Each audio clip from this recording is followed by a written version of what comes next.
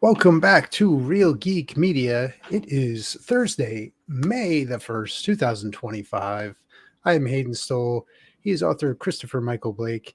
And tonight we're going to talk about the movie that basically started the spoof, making it an art form. We're going to talk about Airplane tonight. Christopher, how you doing? Hayden, in this world that is basically one big hemorrhoid, every day is like a new kick in the nuts. Uh-oh. Every day. It just doesn't, and sometimes you get two or three in a day. It's like, oh, you just drop over and just cringe. And it's just like, you don't quite understand. And then if they're not kicking you in the nuts, they're asking you for money. And either way, it's just not good. Yeah. So that's how I'm doing, Hayden. Okay. Well, yeah. You don't like gladiator movies, do you? Checking. I don't know. That was too soon, or oh man, we can save that for a gladiator review. So let's talk about Airplane. You remember the first time you saw this movie? I really enjoyed it the first time I saw it. Yeah. Were you a young kid? I mean, this was, when did this come out? Was it 1980? 1980? 82? 1980. Yeah. So I remember seeing this. I must have been 7, maybe 6. Yeah, 6 or 7. When I first saw it, and I thought it was hilarious. I thought it was hilarious. And it really is feel like this is the movie that made spoof movies a thing. You know, like it's got like so many things going on. You know, and it's that Zucker trio that put this brand of humor kind of on the map, and it launched really their careers after this movie, because there were so many things that followed it that they've done. Now, one of those things was the Naked Gun, right? Yes. Naked Gun was hugely popular, and that's coming off of, what was the first one? Was it 89? I think for the Naked Gun. 87? It might be 89. It might be 88, 89. Late 80s, yeah. Right, yeah. So, you know, Airplane, you know, had a sequel, and then these guys went on and did Naked Gun trilogy. And you see things in here. Top Secret too. Top Secret. Yep. It's got a little bit of everything from cameos to like little, just very witty things that just pop up throughout the movie. There's running jokes throughout the movie. And you have a cast that really delivers this stuff in a serious tone, and it's just pure comedy. You know, we have the cameos. You got Kareem Abdul-Jabbar, and it's the co-pilot Murdoch,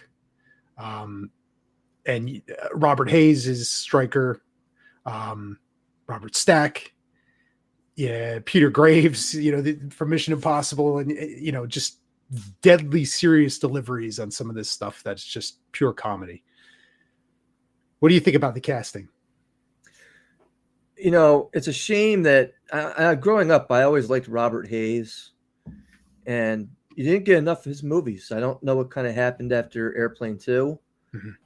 To his career, it just kind of didn't take off. I remember watching him in a movie with Peter Weller in like 1991 or 1992. It was a B-level movie. It wasn't anything great. But I'm sitting there watching this thing, and it's, you know, they're trying to overthrow some third world country or something. And I'm just like,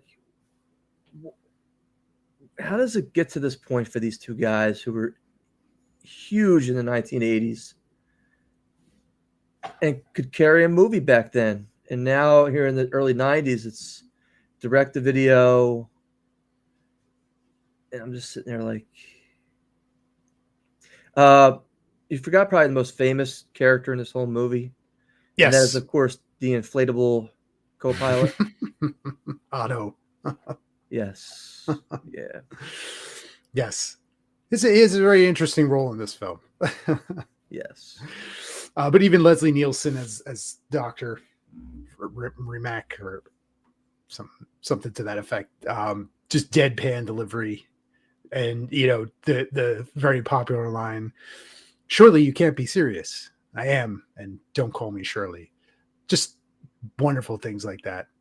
And the other, like a hospital, what is it? Big building with patients, but that's not really important right now. And they do that a couple times throughout the film in a different varied dialogue. It's interesting because I'm going to pivot a little bit here.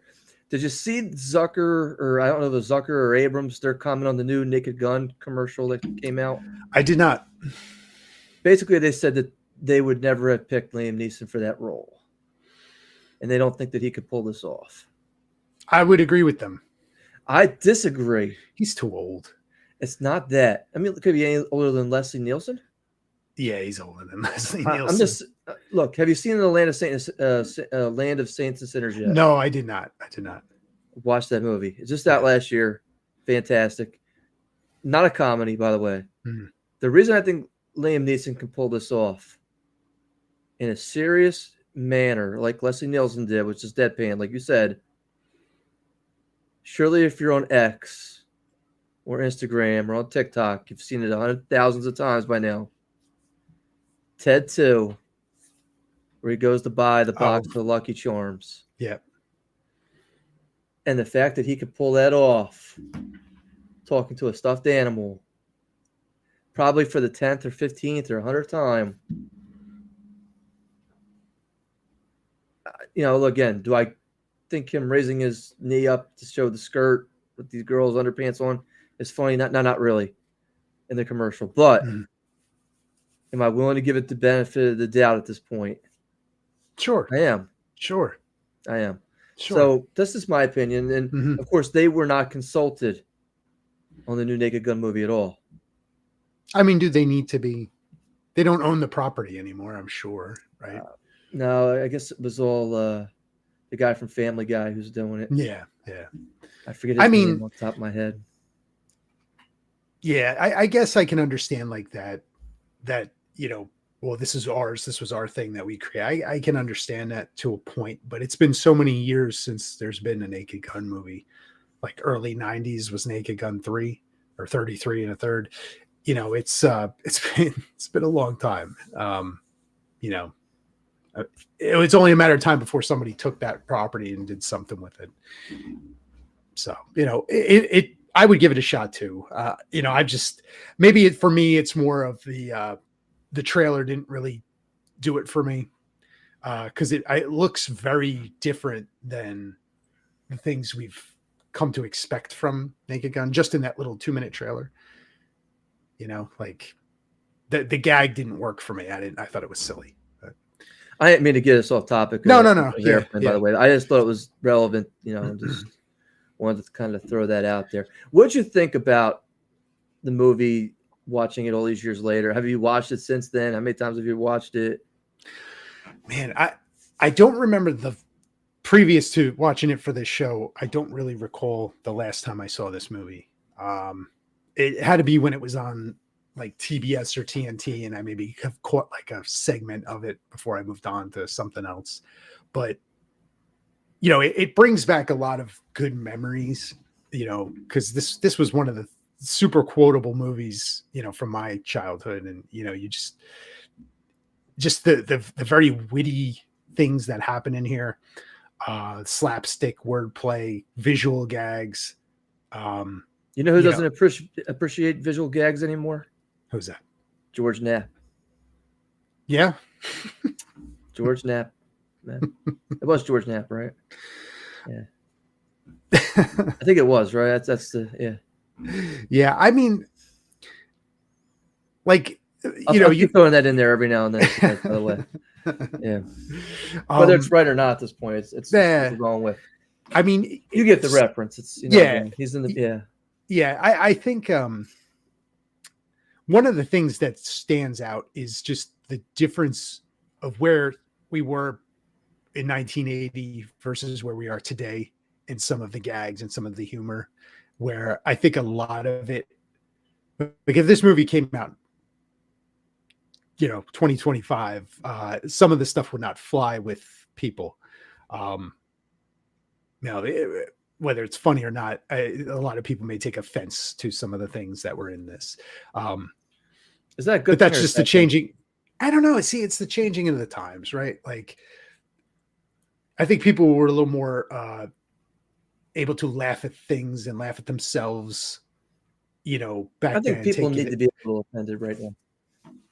but like people would take it tongue in cheek and be, that is pretty funny, right? You know what I mean? Versus now it's like, well, look at what they did. And, I don't care. I think people need to be offended a little bit. That's fair. That's fair. Some of that stuff, this stuff is classic. A lot of it, what's in it, and you're getting, like right off the bat, Stryker leaves the guy in the cab. He's driving the cab. He leaves the guy in the cab. The guy's just sitting there. He flips the meter and he's into the airport. And the guy later on, we check on him and he's got like over $100 fare. And he's just still sitting in there waiting. Stuff like that is, it's funny. It's funny. Getting back to the PC stuff. Mm-hmm. Are you saying that an elderly white woman talking jive is not appropriate? That's funny. It's funny.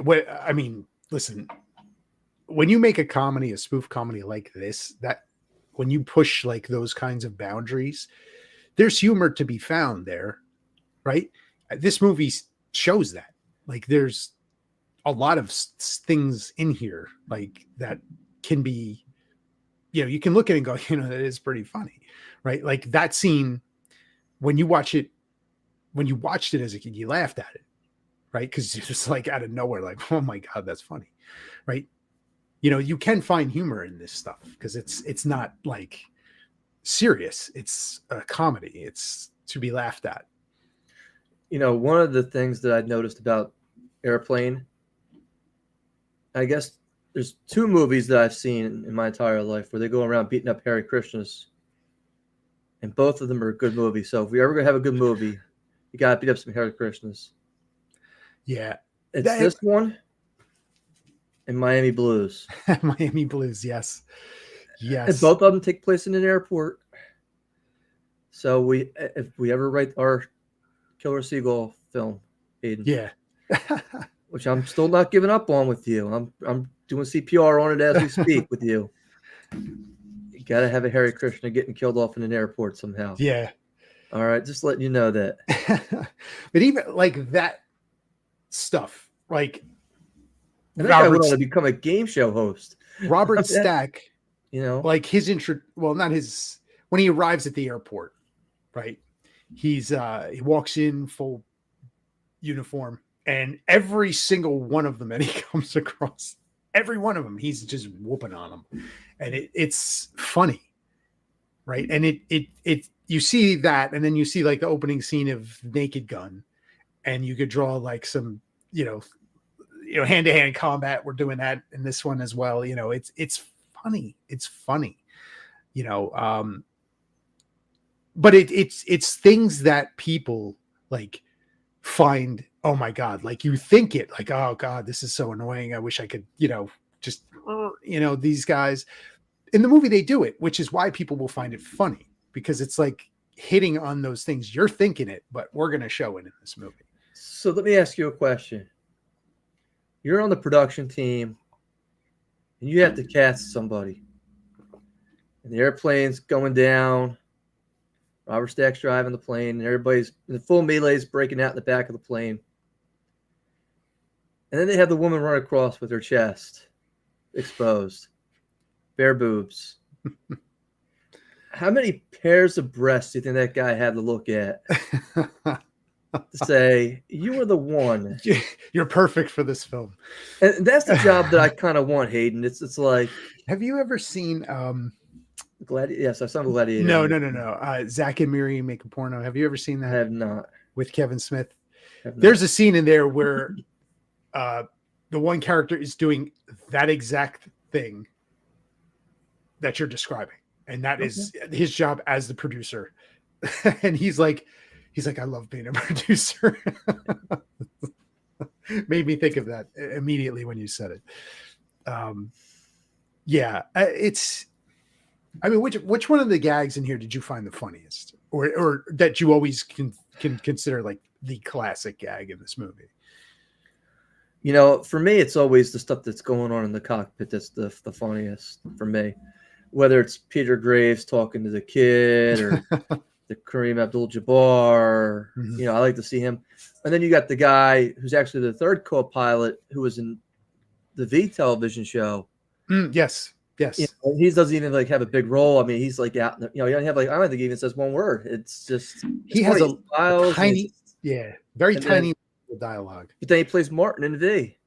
And again, Yeah, it's never discussed, or and he doesn't. I mean, I've checked his IMDb. It's like, what else has this guy kind of been in? And it's like nothing.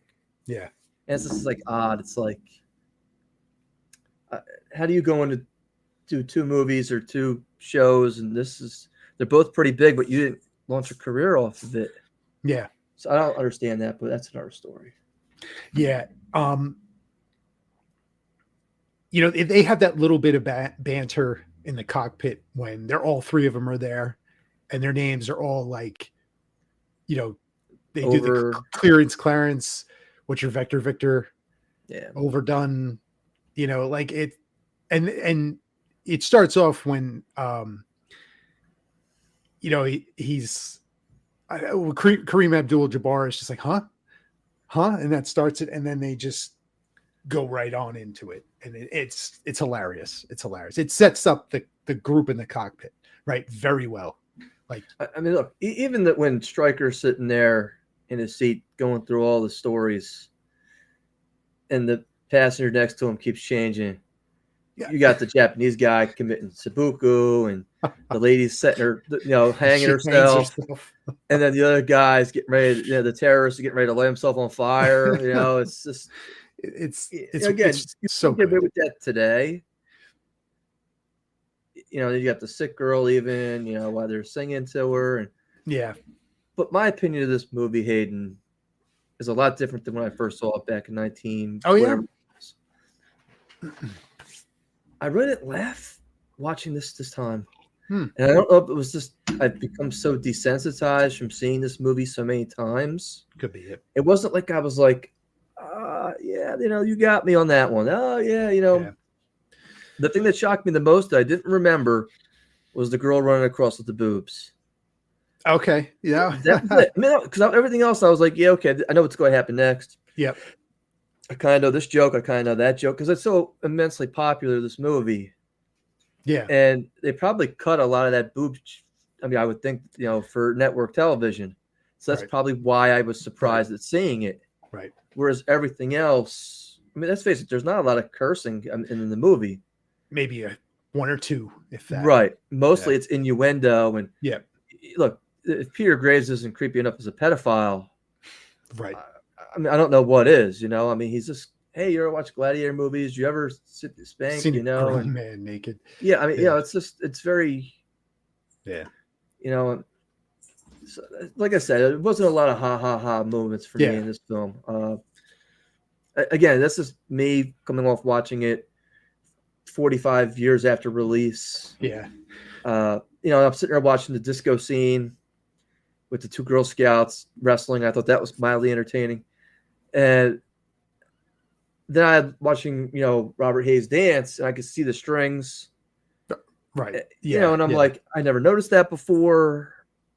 You know, for me, it was not. You know, it's a hard thing to do for a movie like this, like think of all the movies you've seen like 30, 40 times, right? This being one of them, The Thing, Star Wars, you know, all these horror movies that we watched, you've seen them a million times. You get like desensitized to it, and it's hard to separate that to take you back to the first time. I get that. I get that. Like you don't find it as funny, obviously. Like this is like, you know, viewing number 38, you know, it'll make me smile, but it's not going to get me rolling on the floor and crying, you know, laughing. Yeah, I get that. As far as like the you look at classic comedies, and we talked a little bit about, how they would be viewed today. Like, should they be viewed or judged by today's standards? No. I hate that Disney puts these little monikers up, these little warning labels up, so as to not offend people. That annoys me. I think to a certain point, if you're not annoyed, if you're not talking about it, if you're not feeling some way about it, then what's the point? It's flat. And if it's flat, then it's not good. It takes me back to the new Captain America movie, which it's on a lifeline. It's just you're flatlined. And you're not having any of the highs and ups of the movie. You're not experiencing anything controversial. Like, oh, I can't believe they did that. That's what gets people up out of their seat. It's that moment of unexpected. I really can't believe it. Think about when they're first pulling up in the parking lot. The white zone is for offloading. No, right. You dumb, whore.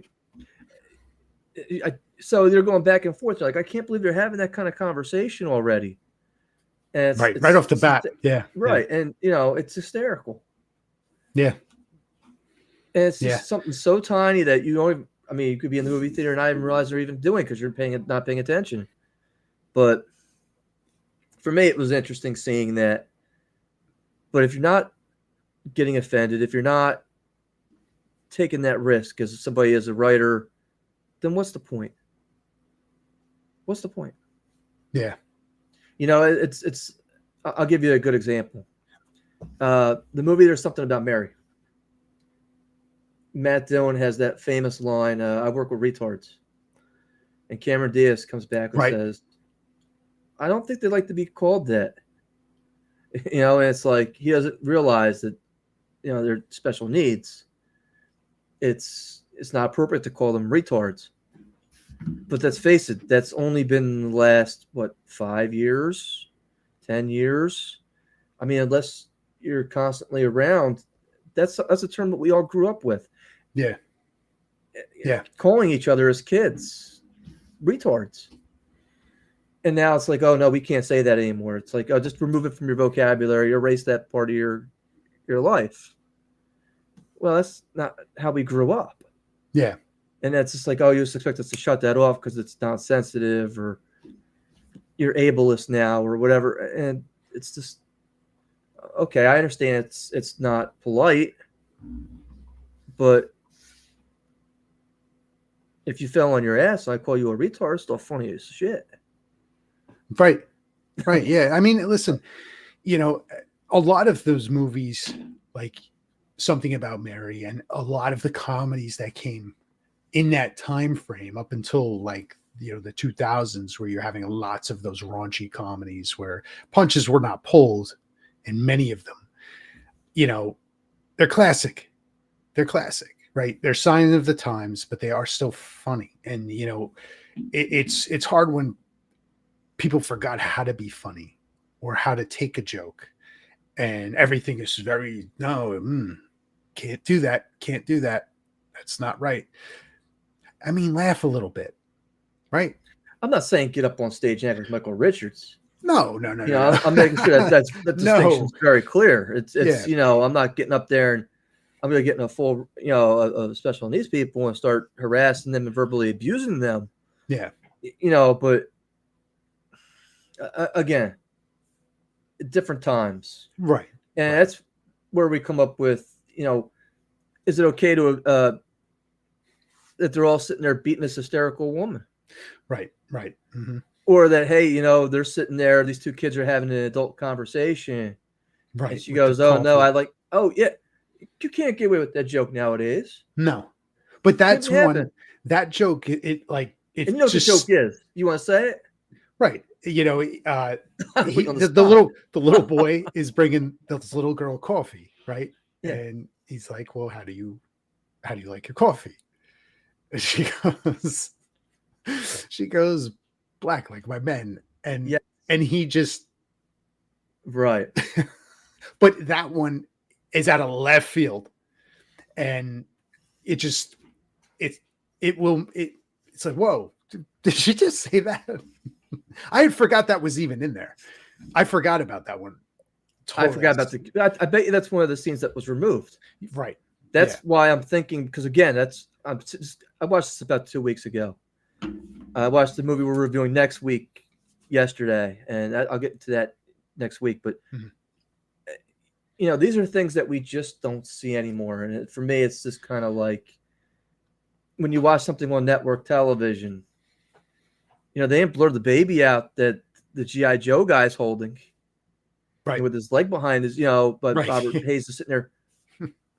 So it's okay for us to be baby killers, and we won't censor that out, but we can censor that part out. Right. Yeah.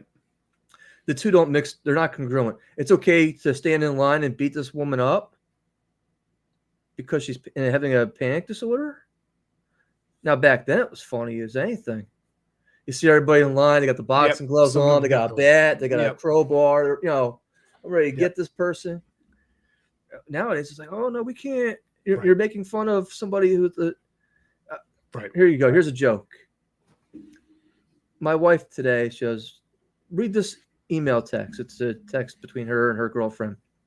Her girlfriend took some kind of online quiz, and it says she has all these bipolar, schizophrenia, everything else, ADHD, you name it, she's got it. And my wife goes, what do you think about that? And I said, it just verifies to me that all women are crazy. And again, you can laugh at that. My wife did not. Right. I don't remember anything that happened after that, but that's not the point here, Hayden. The point is, there are certain things you can laugh at. And those are jokes that I can make that will get me in trouble with a certain audience. And I'm okay with that because that's who I am. And I really, it's like the funniest South Park line ever. You know about that line, right? The funniest South Park line? Yeah. Dare I even ask? I don't trust anything that bleeds for 5 days and doesn't die. Oh, so again, Hayden. Oh yeah, again, hey, that's not Mr. Blake saying that, by the way. That's Mr. Garrison on South Park. I just happen to find some humor in that. Yeah. Okay, to quote that for our relevant conversation as to what's not appropriate nowadays. Hint, hint. Right. Everybody understand? You following me so far? There you go. It's like I'm watching a lot of George Carlin clips nowadays because they keep showing up in my feed for some reason. And some of the stuff he says is true. It's very left wing. And I'm okay with it because it's funny and it's humor and it's thought provoking. He was almost like a philosopher at the time. But does that mean I go back and censor him now? No. No, it's the same thing with Airplane. We don't do that. And for every things we do 30 years from now could come back in the season. It's like clothes. Mm-hmm. So I don't think that we should be worrying about, we got to put warning labels on things and censoring things and, we can't show this anymore. And, my feelings are going to get hurt. No, Hayden, no, please don't. I could tell another joke. It wouldn't be very, my coworkers will think it's funny. You wouldn't. Well, maybe you would too. I don't know. You're a little sick. But, so I get back onto the conversation before I really get myself in trouble here. Yeah. Was there any one specific character that stood out for you, whether it be in a brief role or a main role? Anybody?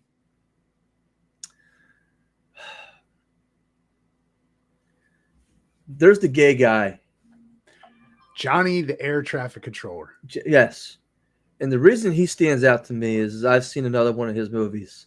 Oh, yeah? Unfortunately. He's an escaped prisoner, and they're running around basically molesting women. Oh, boy. And it's from like the 1970s. Very, very low. I was like, I can't believe I'm even watching this piece of turd crap movie. But it was just so bad. And I was like, how does he go from that movie to this? Because he's so brilliantly funny in this movie. So my hat's off to him for being able to pull this role off, whether he's disconnecting the power cords or, right. Yep. Then there's Lloyd Bridges. Boy You know, Bridges, yeah, he's yeah. jumping out the window, and what is it? This is the wrong week I picked to stop sniffing glue. Yes, This is the yes. wrong week I Yeah. stopped taking pills. This is the When wrong week I picked to stop smoking cigarettes. He throws the cigarette out the and yeah, it just progressively gets worse and worse. But when he jumped out the window, I laughed out loud because it's just seeing this body just go flying through the window. Like, but even when he's sniffing the glue, he's like, yes, he's he got it way up there. oversells it. He He's got oversells it, and it yes, works. yes. And see, I got a smile on my face now for that. Okay, so good job, Lloyd Bridges. Yeah, yep. But I mean, look, everybody in this movie did a good job. Mm-hmm. We wouldn't be talking about this movie 35 years later if it wasn't a classic. It's just, how many hours of our lives have we devoted to watching this movie? It's not like something we pop in every year, but you still know most of the lines from 5 years ago, from 10 years ago, from 15 years ago. Yeah. Because when we were younger, it was on cable all the All time. All the time. Yep. And that's an experience that nowadays as kids, they don't get. Yep. Nowadays you have so much There's too many variety options for them. Yeah. Too many options where you were like shoehorned into like TBS, TNT, USA. That's 3 choices. One of them, yep, there's Airplane. Let me ask you this question about spoof movies. You think they need to make a comeback? I have a confession to make here, Hayden. What's that? Last year, I ended up watching they're not Stab, they're not Scream, they're the Keenan Ivory Wayans movies. Scary movie. Oh, scary movie. And they're hysterical, especially the ones with Charlie Sheen. Yes. And Liam Neeson, not Liam Neeson, but Leslie Nielsen's in a few of those movies as well. And he's hysterical. Yes. He runs an alien over in one of these movies. And he gets out because he's the president. Yeah. He gets out and he goes, "Yeah, here's a 20 for your trouble." And he like sniffs it right to him. It's like, and I'm just like, so there's a lot of that. The scene where Charlie, I want to say Charlie Harper, but that's not Charlie Harper. It's 2.5 Men. Charlie Sheen. Yeah. He walks into the daughter's bedroom upstairs, and they're recreating that movie. I think it was Signs. Signs, yeah. And she goes, "It's not your daughter." And he lifts up the veil, and it's Michael Jackson under there. Oh, right. Yes. I mean, that was the scene. That was it. Yes. That was, yes. And then Michael Jackson kicks him in the balls and beats his ass. And it's just like, and just talking about it, you're like, I had to watch that just for that scene. Yes. And I had to watch it because I was putting together a bureau or something. For like 6 hours, I'm putting this thing together.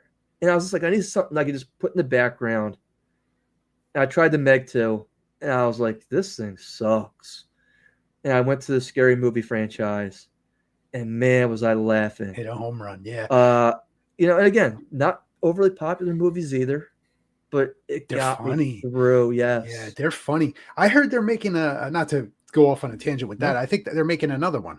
That's what I had heard, that they were trying to get some of the cast back together, the Wayans back together for this, and do another scary movie. Great film series. And think about that. Those were early 2000s. I think late 90s, 2000s? Late 90s, maybe the whole run ended in the early 2000s of those movies. But then they had the superhero spin-offs, which I didn't watch. I never really watched any of those. But I feel like there's a potential for a comeback for some of these things. And I think it would help kind of bring some humor back and not taking everything so serious. I think that's kind of needed. So I think there is a niche and a place for these things. I would love to see another scary movie. I just don't want to see something that's safe. I mean, look, it's great seeing Carmen Electra in a bikini, running through and having her plastic boob pop out or whatever. That's great. Right. But that happened. I mean, yes, but just don't be safe about it. Right. we're sitting there talking about Ted. You know, I'm dating a girl and he's going again. I never saw Ted 2, Right. but I've seen enough clips scrolling through Instagram, scrolling through TikTok. It's like, well, tell me the white trash name she has, and he's naming all these names, and they all end Y, and that's funny because you're making fun of, you're poking fun, and as long as you can kind of poke fun and you can take a joke, it's okay. But you have to do it equally. It's not like, okay, we're just going to pick one. This is the safe group. We can pick one today because these other groups are going to get really offended, and we can't have that because that's the last thing we want. Yeah. Well, no, let's get everybody offended. Yeah. Everybody. Yeah. Pull no punches. Make it equal. Give everybody a shot to the eye, a kick to the That is exactly what's needed. Everybody's fair game. Everybody, because that's how it used to be. Everybody was fair game. That's how it should be again. Have some fun with it. It's not so serious. Yeah. Final thoughts. You got any final thoughts on this? If you've never seen it, check it out. Airplane. For me, it was a little stale because I've seen it so many times. It's still worth a while. Again, I'd be lying if I sat there and said I was paying attention the whole time. I was just like, what else is on TikTok? What else is on Instagram?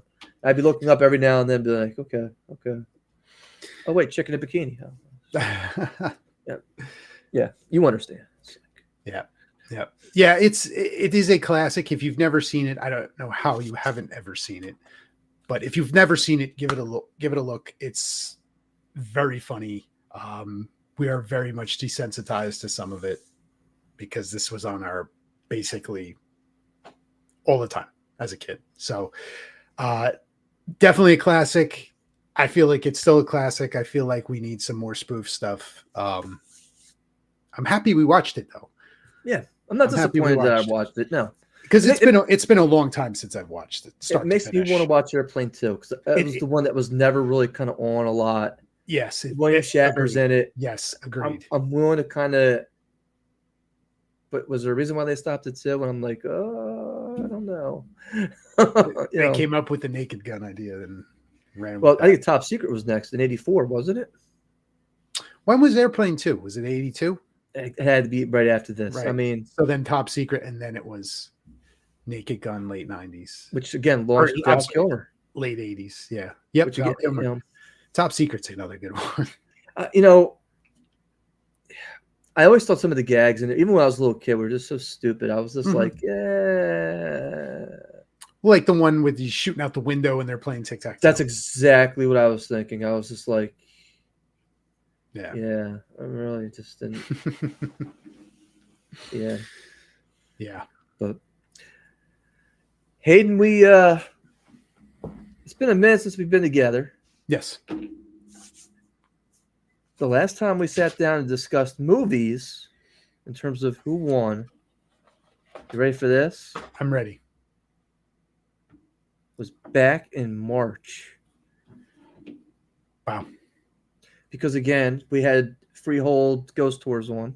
Oh, right. Yes. Yeah, we didn't have a review. Yeah. Right. And then we skipped a week.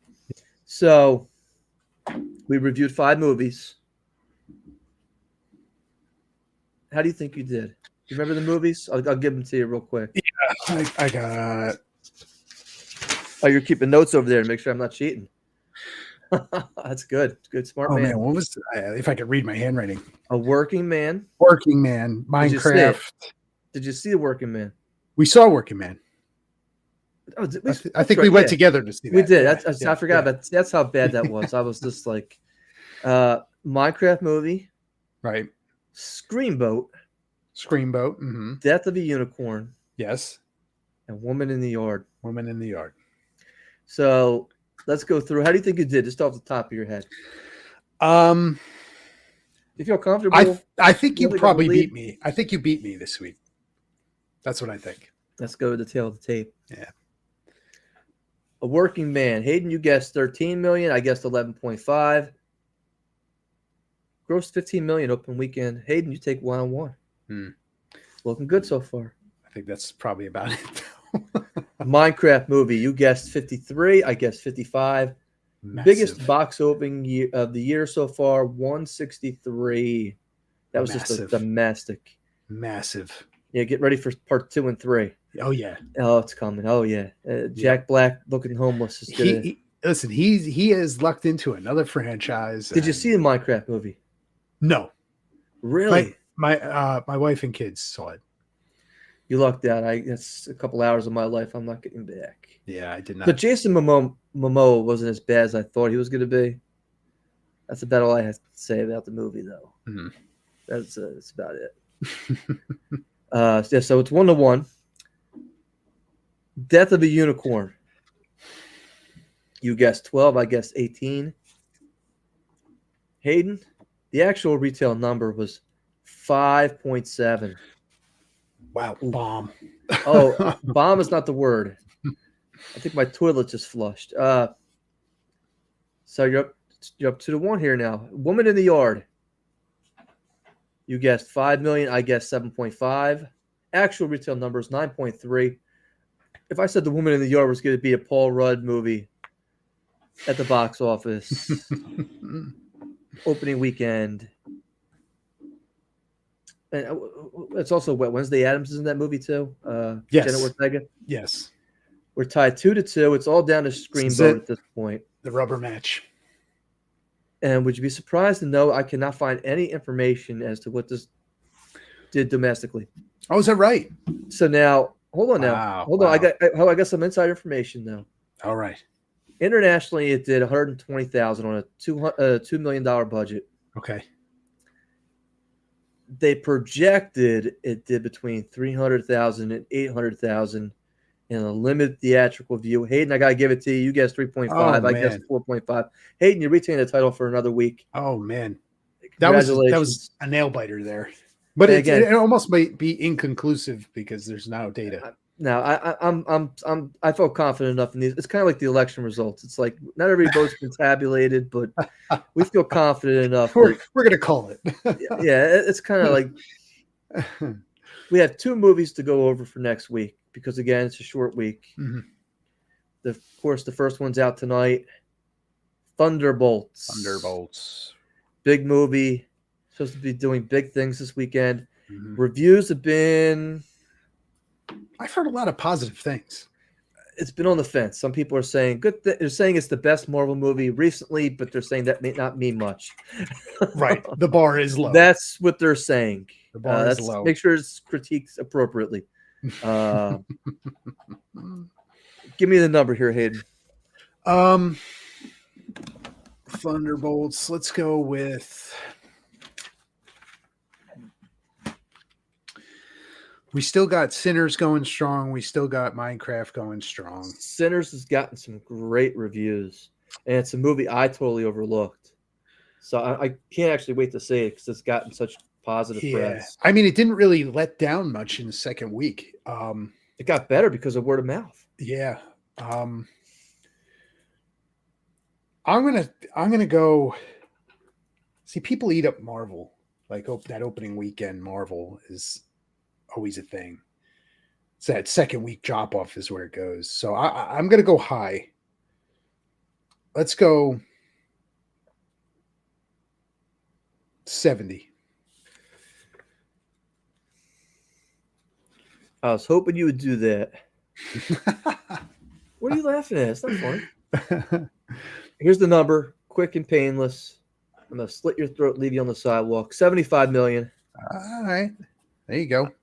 Yeah, I don't think you went high enough there. I was worried that you were going to go 100 plus, and now I was going to sit there and think about it. 75 is close enough that I can sit there and say this is what it's going to do. Yeah. I wouldn't be shocked if it does over 100 this week. I really wouldn't. It's that big opening weekend and then the massive drop offs that we always see with Marvel post Endgame. Second movie coming out this week. It's a movie I'm dying to see because I haven't read the book yet, but I want to. It's written by Adam Cesare, and that's Clown in a Cornfield. That is the name of it? Clown in a Cornfield? Yes. It's been getting decent reviews. It's a low-budget horror movie, but it's having a limited release. It will be at the AMC in Brick. Yeah. Okay. Now, the reason I say that I never met Adam. I think I maybe had a word with him in passing. Mm. When I do not New Jersey, but I can't even think sometimes. I'm telling you, man, it's rough getting old. It really. When I do Oaks, PA, and I go to Monster Mania there are such talented authors there, and Adam Cesare has always been one. I had to pick up his book when I go again this November. Mm. He has at least 3 or 4 of these books for the Clown in the Cornfield. I believe the killer's name is Friendo, but I like it, friendo. no, I mean it's supposed to be very well done. It had $12 million budget, I believe, for the movie. Which 20 mil, you said? 12. I believe it was 12. Oh, 12. Okay. I believe.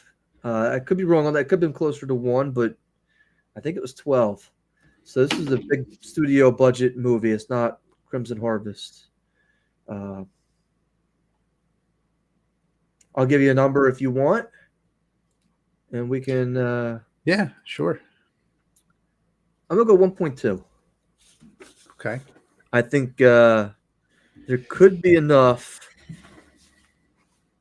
If this hits the number of screens that I think it could hit, independent horror films out there that people will go see this. 1.2.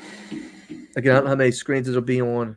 I mean, look, for it to even be at AMC and Brick, is Usually it doesn't end up there, right? no. I'm going to go